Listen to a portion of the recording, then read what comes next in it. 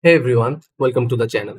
In this video, I will show you how to fix the events tab not showing in a Facebook app. Let's get right into it. First step, open your App Store or Play Store, search for Facebook. If you see an update button, tap it to get the latest version. Next, go to your device settings, tap General here, then go to the iPhone storage, here iPhone, or apps depending on your phone if it's Android. Find Facebook from the list here, then click Offload. After clicking Offload, you will see an option Reinstall app. This helps reset any bug or layout issues. Now reopen the Facebook app, go to the menu section and scroll. The event tabs should now be visible. And that's it. Event tabs should be the back.